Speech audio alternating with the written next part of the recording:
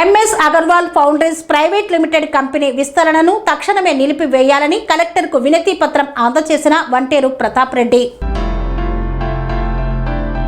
మెదక్ జిల్లా మనోహరాబాద్ మండలం రంగాయిపల్లి చెట్ల గౌరారం గ్రామాల పరిధిలో ఉన్న MS Agarwal foundries private limited company విస్తరణను తక్షణమే నిలిపివేసి ఆ కంపెనీని పూర్తిగా తమ ప్రాంతం నుండి తొలగించాలని డిమాండ్ చేస్తూ గ్రామస్తులు గజ్వేల్ నియోజకవర్గ ఇన్ఛార్జ్ వంటేరు ప్రతాప్ రెడ్డి, మాజీ డిప్యూటీ స్పీకర్ పద్మా దేవేందర్ రెడ్డి ఆధ్వర్యంలో మెదక్ జిల్లా కలెక్టర్ ప్రతిమా సింగ్ను కలిసి వినతి పత్రాన్ని అందజేశారు.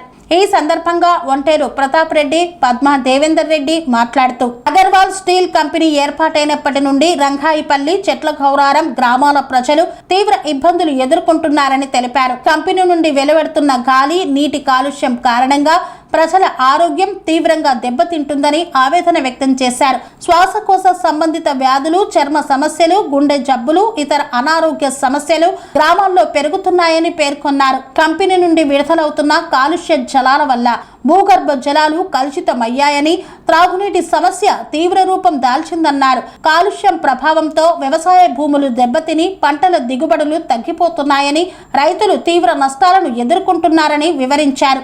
పశువులకు కూడా స్వచ్ఛమైన నీరు అందక ఇబ్బందులు తలెత్తుతున్నాయని తెలియజేశారు. రంగాయపల్లి చెట్ల గ్రామం సంబంధించిన ప్రజలు ఇబ్బంది పడుతూ ఉన్నారు.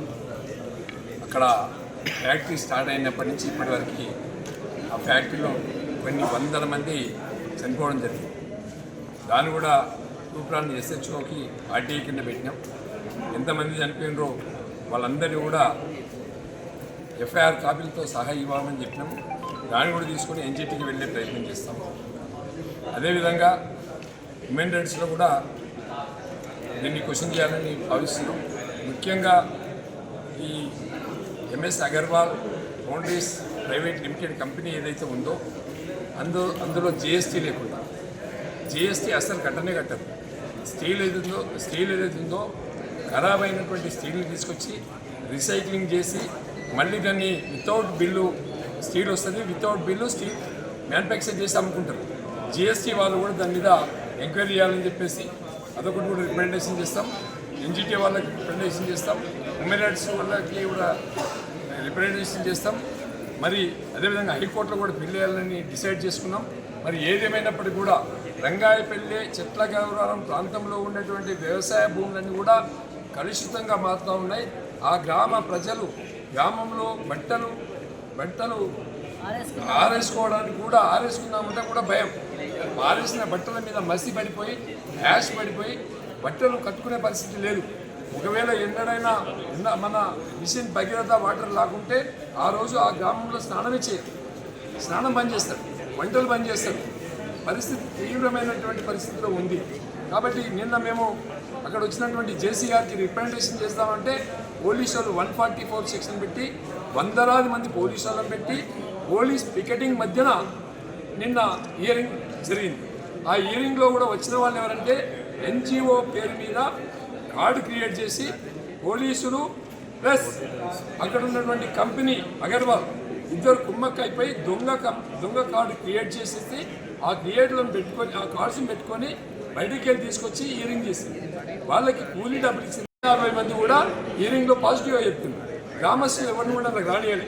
బయటకి మా గజ్వేల్ మండలంకి సంబంధించిన వాళ్ళు కానీ, గజ్వేల్కి సంబంధించిన వాళ్ళు కానీ, కాన్స్టిట్యూన్సీ ఇన్ఛార్జ్ గారు నన్ను కూడా అక్కడికి అడుగు పెట్టనియాలి. దాని పరిస్థితి చూస్తూ ఉంటే ఒక భయానకమైనటువంటి వాతావరణం నడుస్తూ ఉంది. అక్కడ చనిపోయినటువంటి వాళ్ళకు రక్షణ లేదు. అదేవిధంగా ఆ ఫ్యాక్టరీ గ్రామస్తులకు రక్షణ లేదు. ఆ గ్రామం పక్కనే ఉన్నటువంటి ఆనుకొనే ఉంటుంది ఆ ఇండస్ట్రీ. రాత్రి నైట్ అంతా బాగా డిస్టర్బెన్స్ అవుతుంది. కొన్ని వందల లారీలు వస్తుంటాయి, పోతూ ఉంటాయి. నెలకు 1,00,000 టన్నులు అది మ్యానుఫ్యాక్చర్ జరుగుతుంది. ఇప్పుడు ఇంక 2,00,000 టన్నులు మ్యానుఫ్యాక్చర్ చేయాలని చెప్పేసి ఎక్స్టెన్షన్ పెట్టుకున్నారు. 2,00,000 టన్నులు మ్యానుఫ్యాక్చర్ చేస్తే ఆ గ్రామంలో ఎవరు ఉండే పరిస్థితి ఉండదు. దయచేసి నేను ప్రభుత్వానికి కానీ, ఇక్కడ కలెక్టర్ గారు కానీ 2 చేతులు నమస్కారం చేసి చెప్తా ఉన్నా, మళ్ళీ హియరింగ్ చేయండి. పోలీసులు లేకుండా ప్రజాస్వామ్యబద్ధంగా ప్రజల మధ్యను హియరింగ్ చేయండి. అక్కడ ప్రజల ఒపీనియన్ తీసుకోండి. అక్కడ మహిళలు కానీ, యూత్ కానీ, రైతులు కానీ వాళ్ళందరి అభిప్రాయం తీసుకోండి.